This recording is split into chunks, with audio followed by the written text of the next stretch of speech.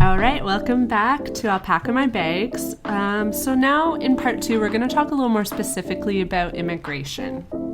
So to premise this convo, I want to expand the stereotypical definition of travel. So obviously, it can mean trips of various lengths to different countries, but it can also mean a day trip in your own city. This is something we've talked about before. But it can also mean moving to another country. And interestingly, humans have always traveled, and always for different motivations. But one of the most constant motivations throughout time has been moving to escape or out of necessity. So by this I mean people will move because of war or because of food shortage, various reasons. And that's veering more into the immigration realm, where it's a move out of need. What I'm getting at here is that immigration is a sort of travel. It's not travel for leisure, though. It's travel out of necessity. So in the context of homesickness, immigration is super relevant because when you immigrate, you're leaving knowing that you likely won't return to your homeland permanently.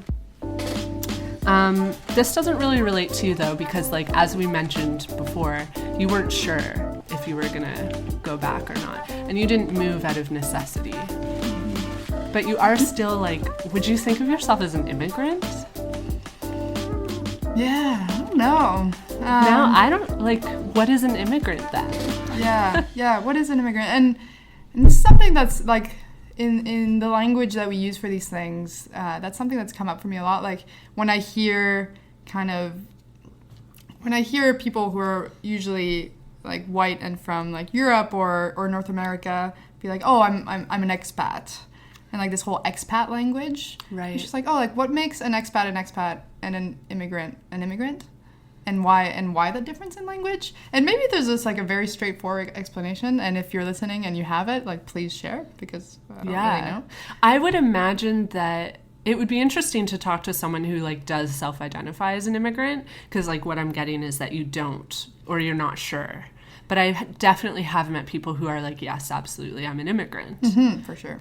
I would assume that the difference is an expat is more out of leisure. When I was living in the Netherlands, people would call me an expat, but that wasn't permanent. Mm-hmm. And that was by choice. Whereas an immigrant, I think, usually is... But the thing is, it is still a choice for a lot of immigrants. They're choosing which country they're going to move to. Mm-hmm. Yeah, I mean, I think in a textbook definition, yes, I am an immigrant. And I had a choice in moving, but in a sense it did feel, and I don't want to say it was I don't want to make it sound like it was necessity in the way that maybe people interpret, but I did really, in a sense, I did really feel like I needed to move. I felt very constrained in my movements and in my ability to move around Mexico City or to have a sense of freedom there. That I kept coming against walls, be it traffic or be it safety or be it whatever. I just felt like I needed more space, which is it felt draining. So I did feel I moved looking for kind of a breath of fresh air, which. I mean, I don't know. Is that necessity? Is it not? I'm think not sure. It is. I mean, when I moved to the Netherlands, I went because I thought it would be fun. That's very different. It wasn't because, there was anything I was trying to escape or anything that was making me unhappy or feel like I needed to leave. It was purely because I thought it would be fun, which to me is, very squarely in the expat definition. Yeah. Yeah, but then again, with this conversation about immigration, and I'm hesitant to use the language because I recognize that I have a ton of privilege in how I moved here, and I have, I look very European, and people just assume that I'm Canadian, and I'm very Canadian passing, and I. In groups, if I tell somebody that I'm not from here, usually what I get is surprise. Oh, what? I never thought you weren't from Canada. That's what you said. When I met you, I was like, no way. Yeah. So when you're hearing that over and over, that's probably why, this language around immigration hasn't felt like a daily kind of conversation for me, or a daily thing that I come into, or have to work with.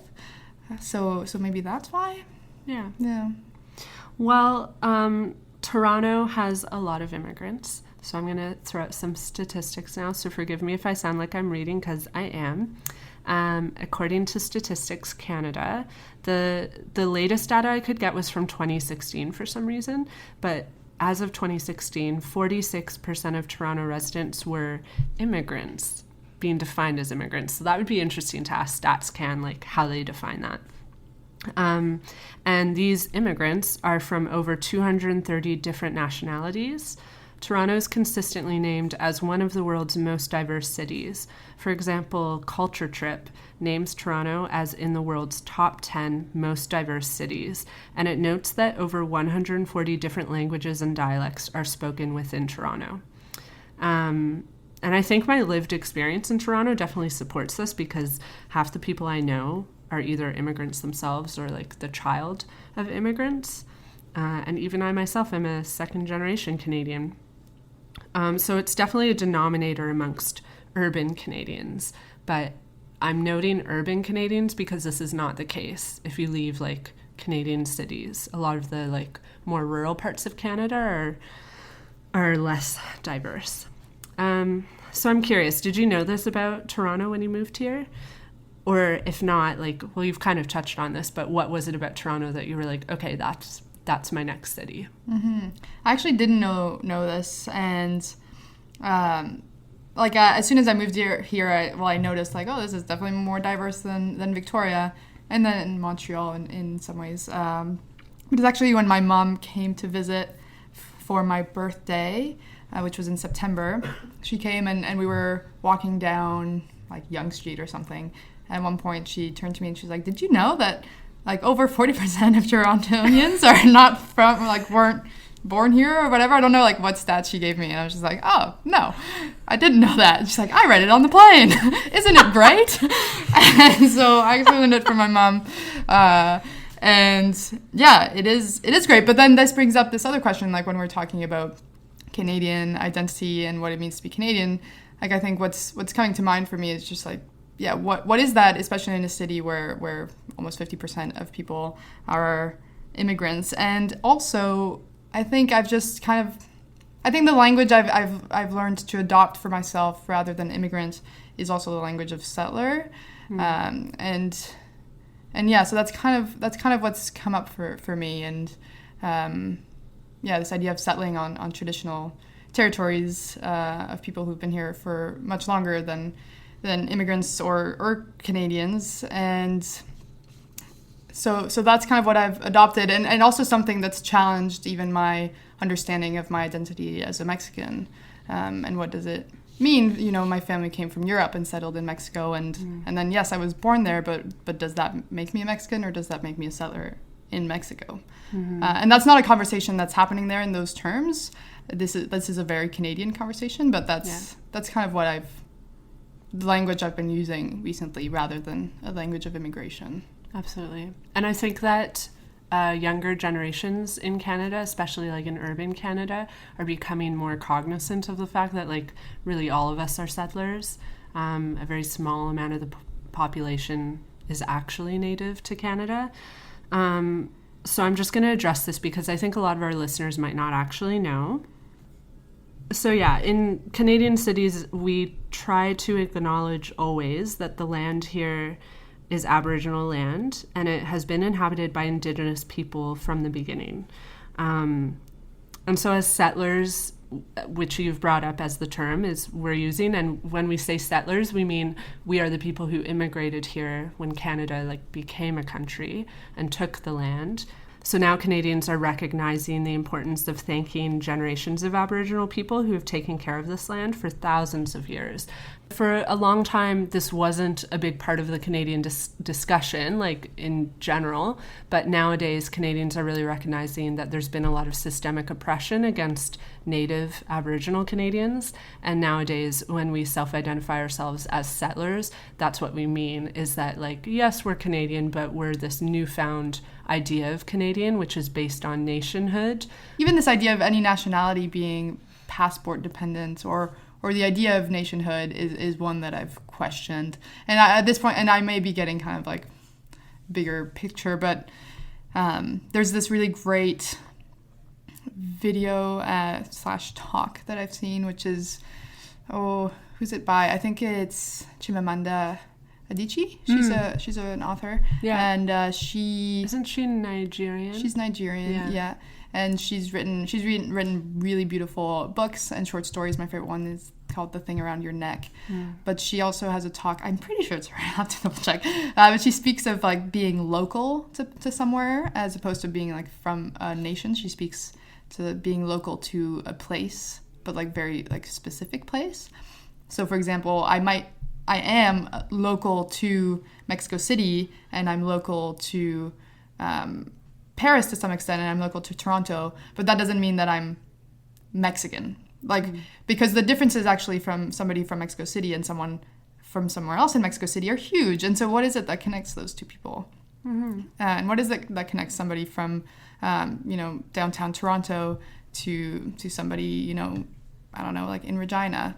And so this idea of nation is one that I struggle with, and this idea of passport and Canadian identity, especially when you're in a city that's so diverse, and when you have a history like the one of Canada and a history of colonialism, just like what does it mean? Yeah, I don't know. It's complicated. This has actually been written about so much because like no one knows the answer. So to close this convo, I wanted to give a little disclaimer. Because obviously I'm Canadian born and I am white, so I have a very privileged experience of Canadian life. And I worried about accidentally portraying Toronto like it is this beautiful, harmonious, diverse sanctuary. But in reality, minorities here are subject to discrimination, which is often systemic. I know that immigrating here can be very challenging, more so depending on your ethnicity and language. And the reality is that anti-immigration narratives are alive and well in this country. So I just felt that it was important to acknowledge that. And also to acknowledge that this land here in Toronto is Aboriginal land, and it's been inhabited by Indigenous peoples from the beginning. As settlers, it's important to thank all generations of Aboriginal people who've taken care of this land for thousands of years. And thank you for letting us meet on this land.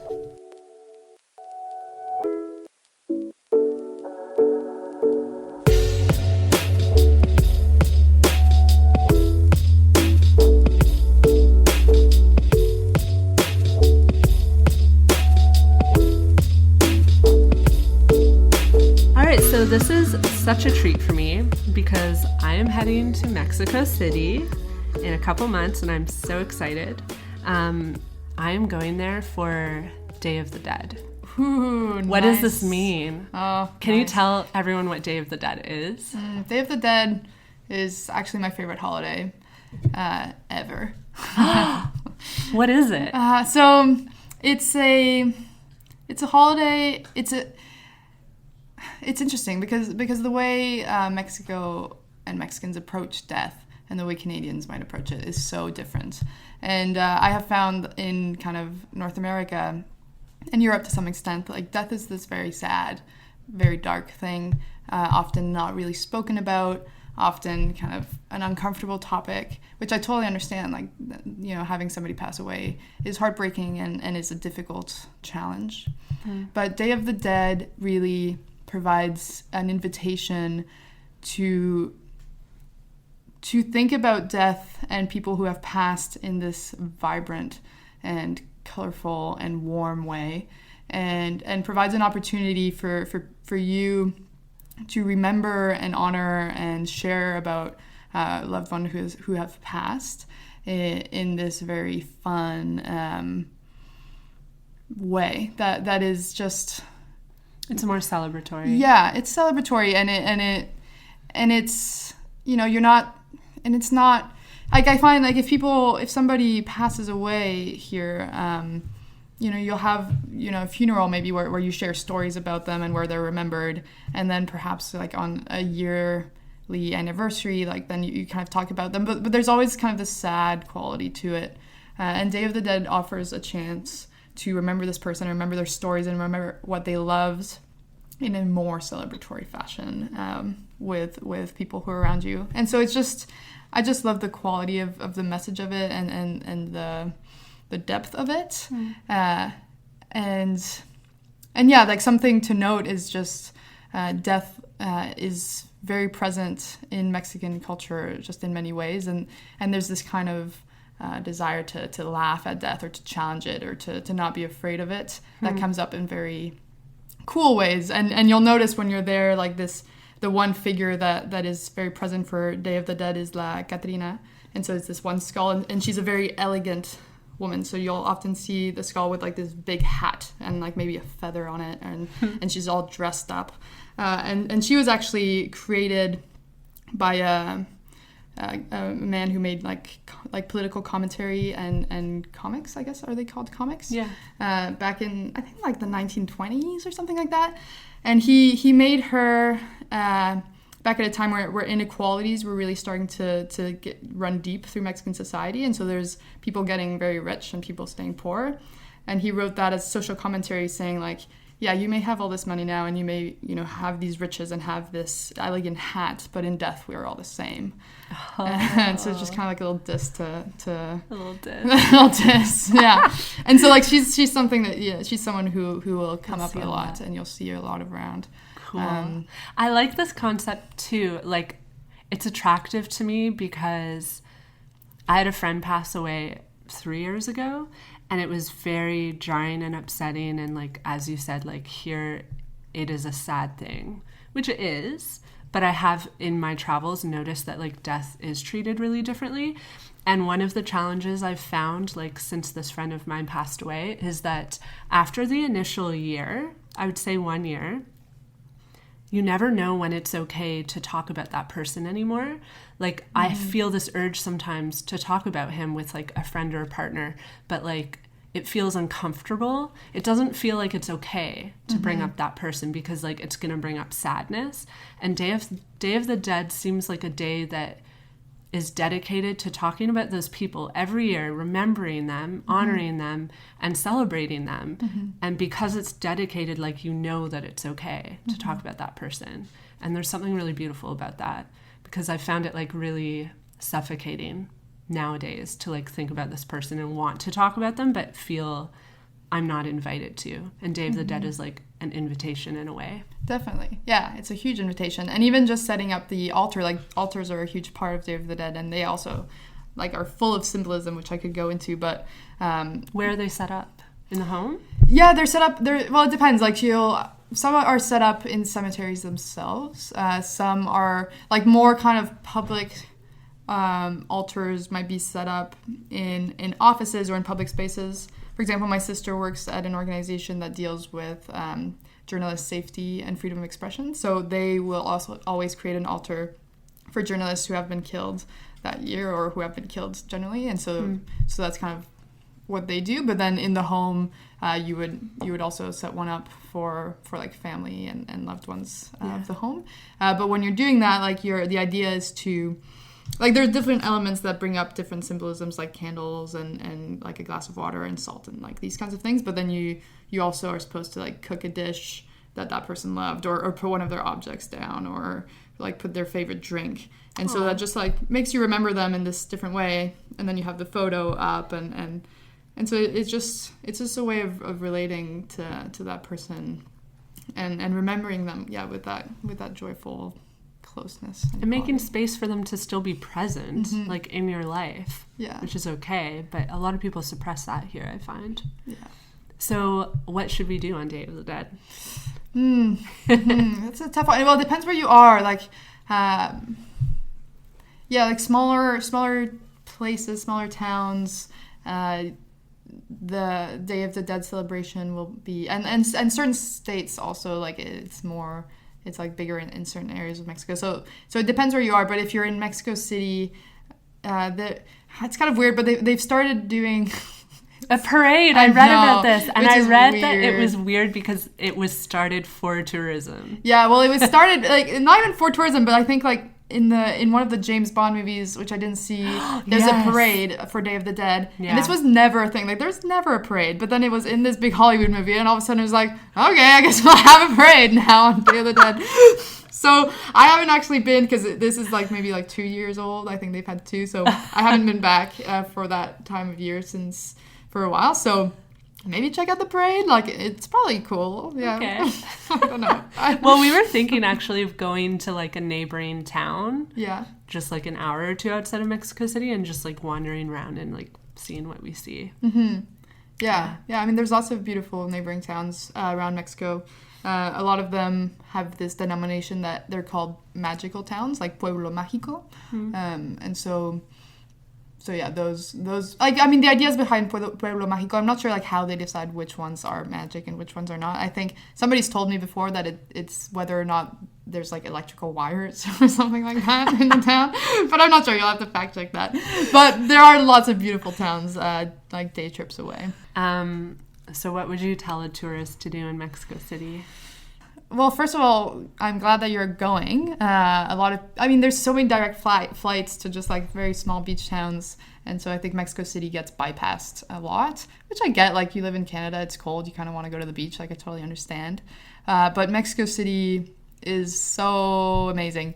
And it's hard for me to kind of limit it to a few tips. Like, yes, there are so many neighborhoods that are just worth wandering around and exploring, and you'll notice neighborhoods have this very distinct character to them.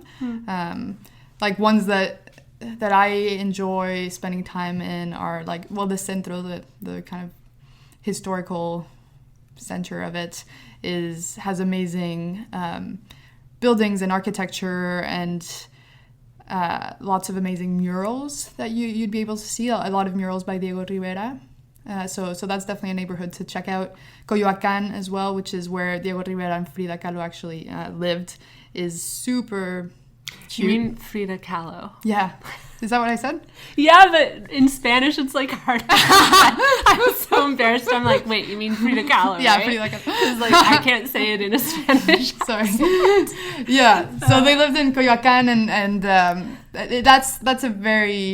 I really love that neighborhood, and you can visit where they lived, and you can see like Trotsky was actually murdered in Mexico City, so wow. The last place that he lived, like his house, the house that he was murdered in is there, and you can visit it. And I mean, if you're a history buff, like, you might enjoy it.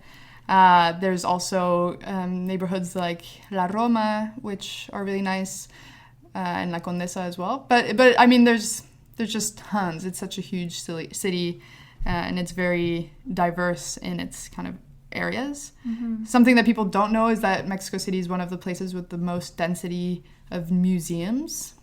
I have heard that. Yeah. I heard that there's like so much. Yeah, to see. So if you're into museums, if you're into art, like, there's so much of that going on. There's also just like the history runs so deep and is so interesting. And there's pyramids, like the big pyramids, just like about an hour drive away. But even in the centro, in the historical core, there are also pyramids that. Yeah, like so I mean, don't picture like one that's still standing, but that was where the pyramid of the city was. And when the Spanish came, well, this was all on a lake too, like Mexico City was built on a lake. Wow. And the Spanish came and kind of filled the lake and destroyed the pyramids and kind of built cathedrals and stuff on top. But like decades ago, like it was uncovered that the remnants of this like major pyramid were still right there, and it was just kind of found right there, and so you can still visit like the base of it, and there's a whole museum set up around that, which is really cool. We do want to go visit, like, I don't know what they're called, the bigger ones that are outside of Mexico City. Yeah, Teotihuacan. Yeah. Mm-hmm. We're gonna try to take the local bus. Yeah, cool. Yeah. That's what you're thinking. Last time I was there, I got sunstroke. It was really bad, and there's like there's no shade. Like, try not to go on the hottest day. If you're going around October, November, you should be okay. But I went like right in the summer, and it was just like so sunny and so hot, and I was just like hallucinating by the end. We're also pretty notorious for like first thing in the morning, so we'll probably go at like 5 a.m. Nice. Yeah. It's cool. It's a cool spot, and like if you're into history, the archaeology Anthropology Museum is super rad. It's really big though. Like you wanna, it takes a lot. Like you probably won't see it all. Yeah. Food. Yeah, food. I'm gonna eat street tacos the entire time. Yeah, I'm so excited. You'll never want to pay for a taco here again though. Once you see the price difference, you're like, I'm not paying $10 for a fucking taco. This is 50 cents back home. Don't try to fool me. Are the tacos here as good? I mean, they're different. Like it depends. So, street tacos. That's kind of what I spent all of high school eating, and it's just like a corn tortilla and meat, and then you'll put some lime on it, and they're very flavorful, but they're like, I hear people kind of like dress them up with a lot of stuff, whereas like they're like street tacos are very simple back home. Having said that, there's definitely this resurgence of like a more elaborate Mexican food that's happening, and I mean I'm vegan, so I became vegan after leaving, but now that I go back, I've noticed a really big vegan and vegetarian scene kind of emerging in Mexico City, which is super cool. And there's this one restaurant which I have to go to every time I go, which is this, it's like, it sounds really weird, but it's so good. It's kind of this like Asian, Mexican, vegan fusion. Wow. And they have like these amazing like kimchi tacos and like kind of all these things which are just like so tasty. It's called, I don't know if I should say the name and reveal to all the people. You can tell me what It's like such a small like place. I don't want it to be packed and I won't be able to go. But what's cool about Mexico, like something to note about Mexican food is that it's actually quite regional. Like Mexican food changes very much from region to region. But in Mexico City you can find, it's very cosmopolitan, and you can find food from all Mexican regions, which is cool. So I try and keep your eyes open to diversifying kind of what kind of food you're getting. Those are kind of my insider tips. Is that a good amount of What about tips? markets? Oh yeah, markets. Yeah, markets are big. There's one that I go, which is called La Ciudadela, which is around-ish the centro as well. If you go on Saturdays, I think it's Saturdays, they have this kind of big salsa dancing in the park thing that happens, and it's like all these very elderly people who go and meet, and they have like a band, and they dance like salsa, and it's just the cutest thing. It's so great. I want to do that. Yeah, it's awesome. I think you would want to go in like the late morning to catch that. Yeah. But La Ciudadela is a cool market. But that's like artisan market kind of thing. But I would recommend, if you can, to go to flower markets and fruit and vegetable markets, and to just like really go into those. Those are just bustling with smells and colors, and they're kind of my favorite places. Do you dance salsa? It's funny. I thought I danced salsa fine. And I mean, I never like formally learned or anything, but at parties and stuff, like you just kind of whip it out, and it's just the thing that you do. And then I came here, and my partner at one point was just like, she was very nervous about going to Mexico, because she's like, if somebody asked me to dance, I'm not gonna know how. It's gonna be terrible. So she's like, okay, let's sign up for salsa classes. You'll lead and I'll follow. And fuck, I'm sorry, but it was just like very upsetting. Like, I feel like I got worse, you know? I feel like I had rhythm and I had things, and I went to the salsa class, and all of a sudden there was like, no, like you're doing this wrong, and you have to like, and they were just like stiffening me up, and now I'm just like, now I just can't do it anymore. Did you drop the line where you're like, I'm from Mexico? Just like, stop it. I don't know what it was, but she kept like correcting like I just started overthinking it, and so now I've just overthought it, and I've lost my flow, and I feel like I've totally lost it. But somebody was telling me that that's okay, because there's actually two kinds of salsa. There's a kind of Cuban-ish salsa, which is very flowy, and which is what kind of I learned to dance. But apparently there's this whole salsa movement that is born out of LA, which is more structured and more like step heavy, and that's kind of what people are teaching in studios here. Right. So that made me feel a little bit better, but I'm still a little bitter. It should just be about flow and like having fun. I know. I was very upset. I stopped going. We went to 2 classes and I was like, that's it. I'm done. I'm done with this. When I was in Cuba, so you stay in like Casa Particulars there. So it's like a homestay, and every family we would stay with, like, so friendly. And this one family, the wife kept telling us, like, oh, my husband, like, he's the best salsa dancer in this town.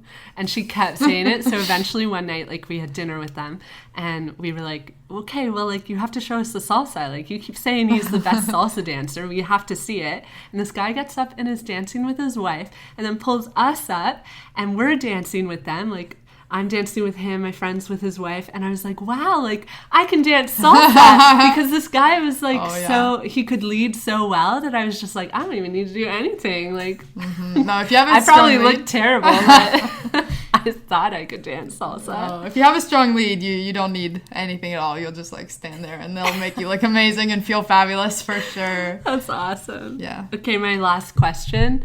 How do you feel about winter and snow? Oh, gosh. I mean, like, I try to be chill about it because, you know, it lasts a really long time, so I might as well enjoy it. There were times, like, Montreal was worse I know. than Toronto.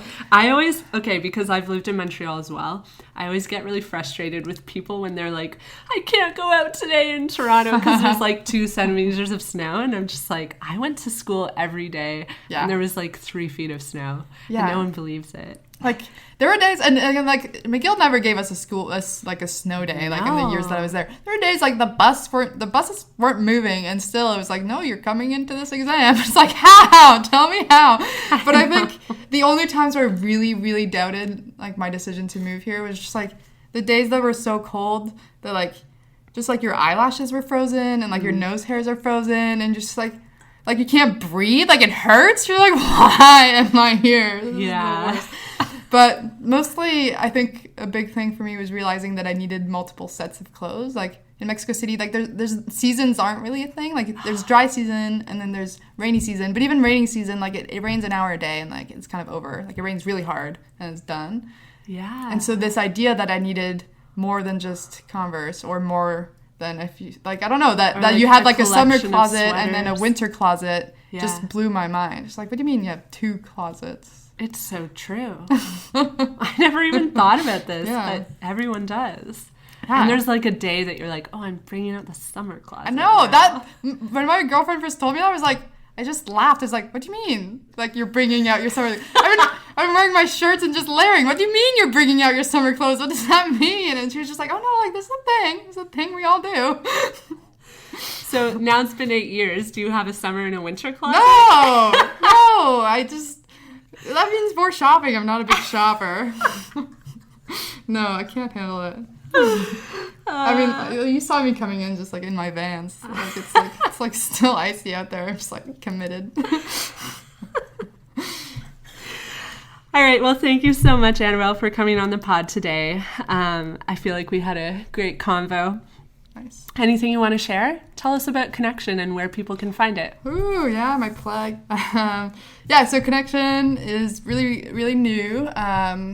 It's this project I've been working on that, as you mentioned at the beginning, explores kind of how we can be more intentional about connections and relationships, and not just relationships to other people, but relationships to self and relationship to place, which is probably something that you've noticed comes up a lot for me. Mm-hmm.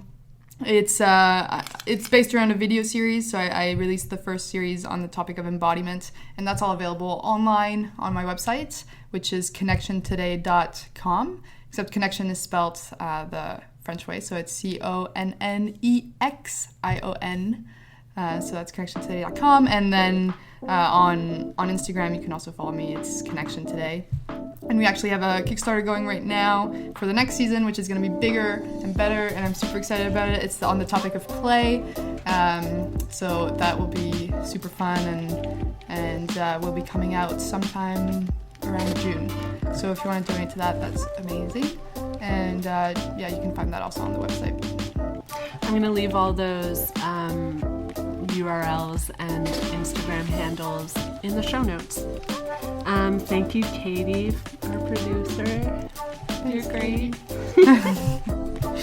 Katie gives me like such confidence, as I'm sure you've noticed. Yeah, no. Like I'm always looking at Katie for direction. So like she's the unseen hero in this podcast.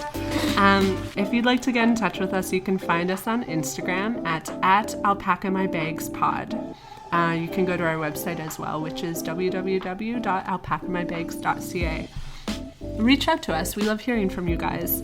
And you can like tell us anything if you disagree with something we've said, or if you like want to add something to something we've said, please reach out and do so. If you like what you're hearing, please let us know by reviewing the podcast.